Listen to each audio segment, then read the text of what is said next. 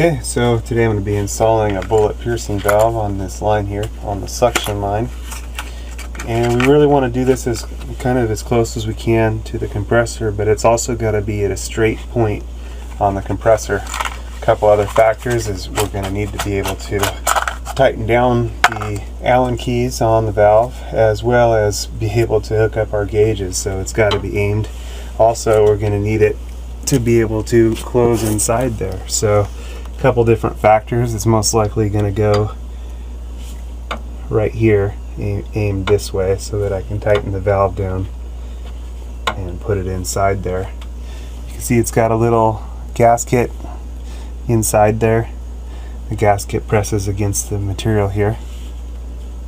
It also has these little adapters for the different size tubing and handy little instructions here. This particular valve can be used for 1/4, 5/16, or 3/8. This one's pretty straightforward. We got to separate both halves of the valve by loosening all of these hex head screws.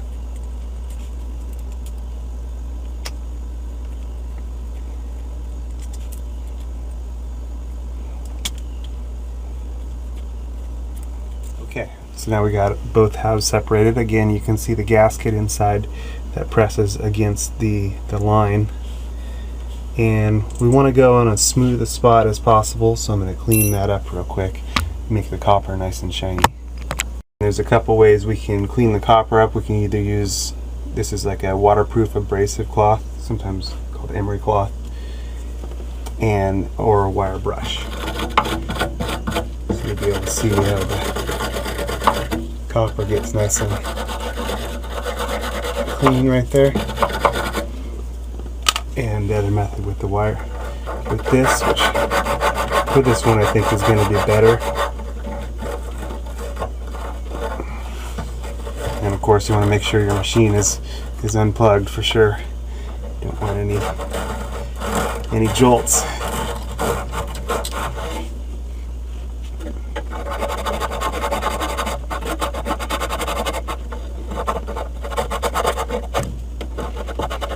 So now we're nice and clean there, and we're ready for our valve install. So here goes that.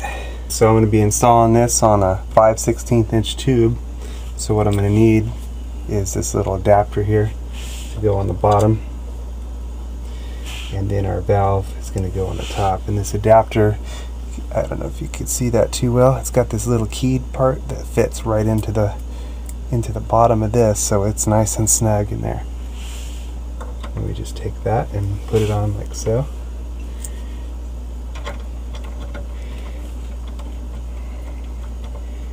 And now we'll tighten down our hex head screws and position our line for optimum usability.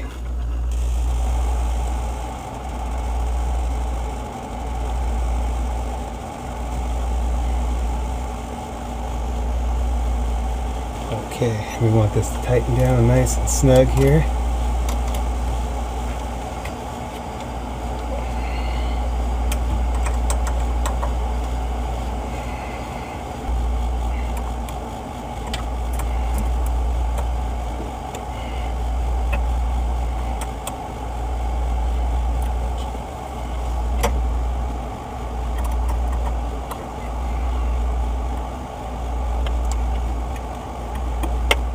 Okay, we're nice and tight.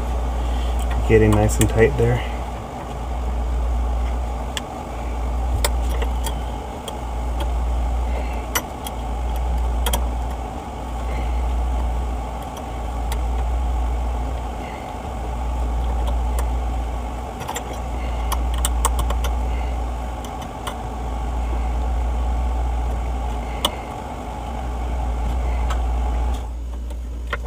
Okay, we're nice and tight there.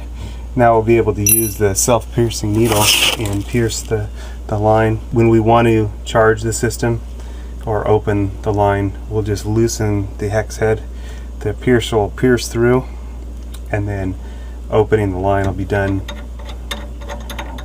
by loosening the hex head in the center. Now some of them have a Schrader valve. This particular one does not, so this one's just a straight feed through valve. Again, loosening the center hex head lets the refrigerant flow, and tightening it down seals it off. Anyway, that's how to install a bullet piercing valve. I'm going to go ahead and pierce the line now.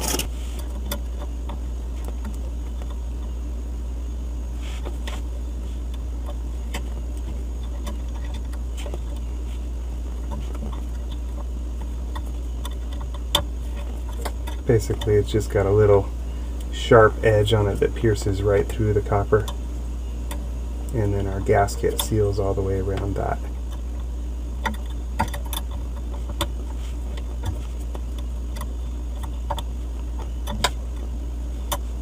Before it actually pierces, it's a good idea to wear gloves for this. Okay, so I've got 2 pairs of disposable gloves on, and then also safety glasses as we go to pierce the line here.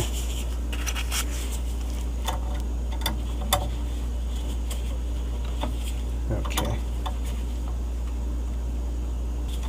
And now we're pierced.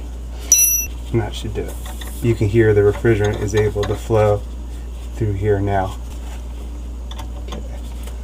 Just going to close this off all the way.